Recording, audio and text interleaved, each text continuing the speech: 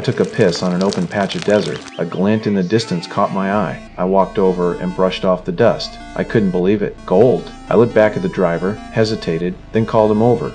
Hey! Come look at this! What? Just come here!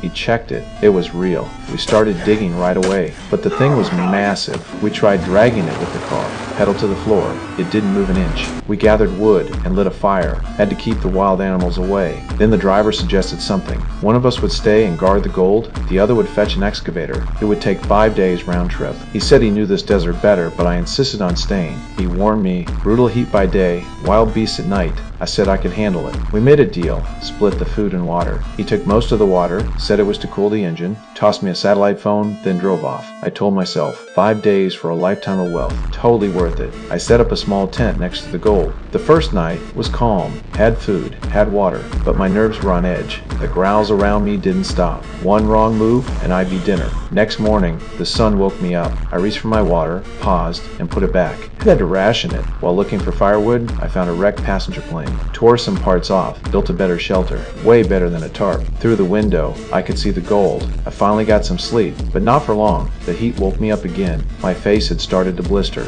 I stayed inside till sundown, sat next to the gold, and let out a tired laugh. I was done waiting. Grabbed a rock and hit the gold. A chunk broke off. Just that piece could have made me rich for life. I thought maybe it was enough. Then the phone rang. The driver said not to give up. He was close. Just hang on a little longer. I nodded and kept going. That night was the worst. Cold, hungry, surrounded by growls in the dark. At sunrise, I sipped what little water was left. Then a snake slithered toward me. I lunged with my knife, missed, knocked over my last bottle of water. I ran back to the wreck for supplies. Then I saw someone in the distance. A woman was walking toward me. I hid in the wreckage. She still found me. She offered me food and water. I turned her down. She said there was a river nearby, a safe place where people lived. I didn't move. She got curious, followed the tracks I left behind. My heart started racing. She got closer, too close. She was about to find the gold. I ran out and hit her with a shovel. She collapsed. I searched her pockets, then buried her body, drank her water, ate her food, but I felt nothing.